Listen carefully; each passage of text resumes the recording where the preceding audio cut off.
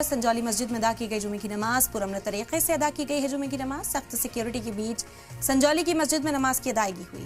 हिंदू तंजीमों ने नमाज न पढ़ने की धमकी दी थी। पुलिस के सख्त पहरे के बीच नमाज अदा की गई है। अभी Sanjauli case Himachal high court में चल रहा है। हिंदू तंजीमों ने फैसला आने तक इंतजार करने को कहा था। हाई कोर्ट ने जस का तस हालत बनाए रखने का हुक्म दे दिया था। मस्जिद कमेटी ने अमन बनाए रखने की अपील की और जुमे की नमाज पुरअमन तरीके से जारी रखने की बात कही। यह अहम जानकारी इस वक्त आप तक पहुंचा रहे हैं संजौली से। आपको बता दें कि संजौली की मस्जिद में जुमे की नमाज पुरअमन तरीके से अदा की गई है।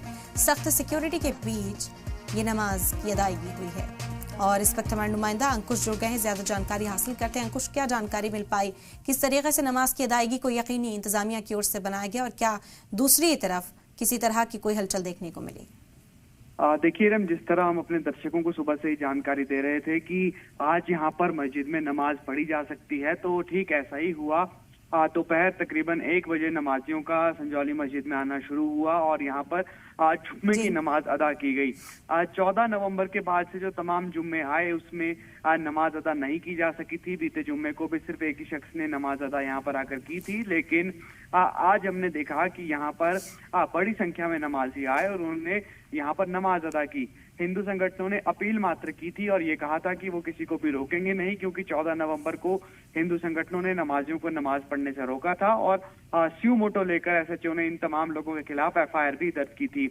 अब अदालत ने ये कहा है कि ग्राउंड फ्लोर और फर्स्ट फ्लोर के अलावा जो शेष इनका स्ट्रक्चर रहता है उसे हटा दिया जाए, क्योंकि इसका कंसेंट वक्फ बोर्ड और संजौली मस्जिद कमेटी ने खुद भी नगर निगम को दिया था और साथ ही ये भी कहा था कि याचिका को हथियार ना माना जाए। लेकिन अदालत ने ये बिल्कुल स्पष्ट किया था कि किसी भी तरह से जो गतिविधियां हैं उस पर रोक लगाने की बात नहीं की गई है और प्रशासन के पास भी इसी तरह का ये संदेश था कि अदालत में किसी तरह की कोई मनाही नमाज पढ़ने के लिए नहीं है। हाँ, ये जरूर था बीच में कि संजौली में जो तमाम हिंदू संगठन है उनकी ओर से अपील की गई थी और रोका भी बीते शुक्रवारों को यहाँ पर लोगों को गया था।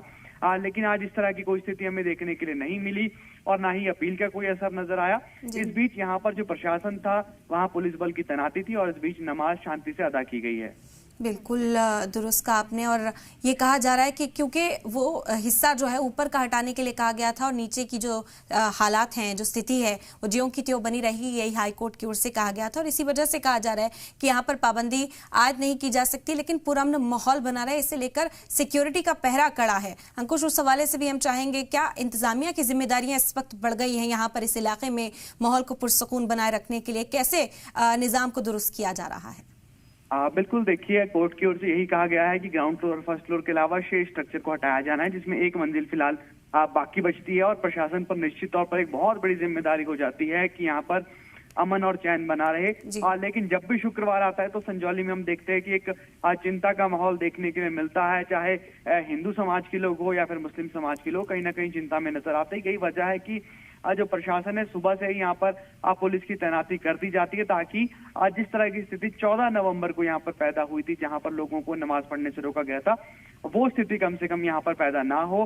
क्योंकि अदालत ने किसी तरह की कोई मनाही गतिविधियां करने के लिए या फिर नमाज पढ़ने के लिए नहीं की है। ऐसे में ये प्रशासन का ही जो है वो कर्तव्य बनता है कि वो यहाँ पर शांति से पूरी जो नमाज है ये अदा की जाए यहाँ पर, क्योंकि देश का संविधान भी यही कहता है। बिल्कुल, बेहद शुक्रिया आपका तमाम जानकारी फिलहाल हम तक पहुंचाने के लिए। तो संजौली की मस्जिद में जुमे की नमाज आज पुरसकून तरीके से अदा की गई है और इंतजामिया का पहरा यहाँ पर देखने को मिला।